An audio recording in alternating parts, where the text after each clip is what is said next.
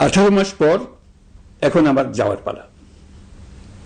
আমি আজ আমার কাজ হতে বিদায় নিতে আপনাদের সামনে এসেছি। প্রিয় দেশবাসী, শিশু, কিশোর কিশোরী, তরুণ তরুণী, ছাত্রছাত্রী, নারী পুরুষ, নবীন প্রবীণ, আপনাদের সকলের প্রতি আমার আন্তরিক সালাম ও গভীর শ্রদ্ধা।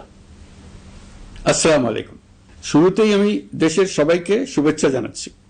দীর্ঘ 17 বছর পর একটি উৎসবমুখর, অংশগ্রহণমূলক ও শান্তিপূর্ণ জাতীয় নির্বাচন সফলভাবে সম্পন্ন করার জন্য এই নির্বাচনের মাধ্যমে জনগণ, ভোটার, রাজনৈতিক দল, প্রার্থী, নির্বাচন সংশ্লিষ্ট প্রতিষ্ঠান ও আইনশৃঙ্খলা বাহিনী সম্মিলিতভাবে একটি প্রশংসনীয় নজির সৃষ্টি করেছে। ভবিষ্যতে বাংলাদেশের নির্বাচন কেমন হওয়া উচিত, এই নির্বাচন তার একটি উৎকৃষ্ট উদাহরণ হয়ে থাকবে।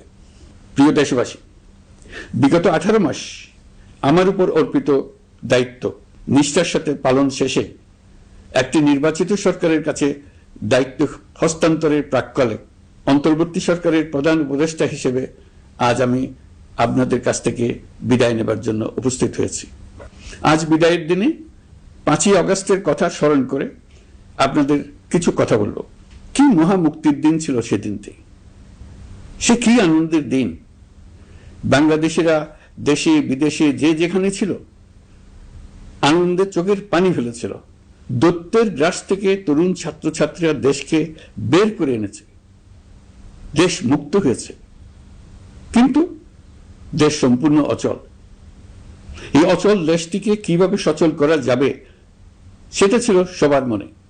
অভ্যুত্থানের ছাত্র নেতারা ঠিক করলো দেশকে সচল করার জন্য সিলভার টিপ কন্ট্যাক্টে তৈরি নিরাপদ ও নান্দনিক ক্লিক সুইচ। ক্লিক সুইচ, নির্ভরতা জীবন জুড়ে।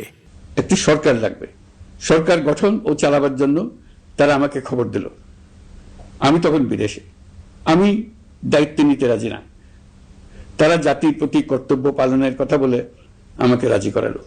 18 মাস পর এখন আবার যাওয়ার পালা। আমি আজ আমার কাজ হতে বিদায় নিতে আপনাদের সামনে এসেছি। আমাদের প্রথম কাজ ছিল দেশকে সচল করা। এটি ছিল সবচেয়ে কঠিন কাজ। যারা দেশকে লুটে পুটে খেত তারাই দেশের এই যন্ত্র চালাতো। তাদের একান্ত অনুগত লোকজন নিয়ে অভ্যুত্থানের সঙ্গে সঙ্গে সবাই পালিয়ে গেছে। বড় কর্তা পালিয়েছে, মাঝারি কর্তা পালিয়েছে, অন্যরা ভোল পাল্টিয়েছে অথবা আত্মগোপনে চলে গেছে। কেউ নানা জনের সুপারিশ নিয়ে আসছে, তারা অভ্যুত্থানের গোপন সৈনিক ইত্যাদি।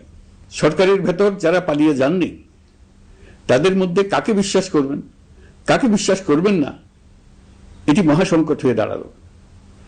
যতই মৃতদেহের অঙ্গ প্রত্যঙ্গবিহীন দেহের সন্ধান আসছিল ততই তারা চিহ্নিত হচ্ছিল। সেই থেকে 18 মাস চলে গেছে। অবশেষে 12ই ফেব্রুয়ারি আসলো।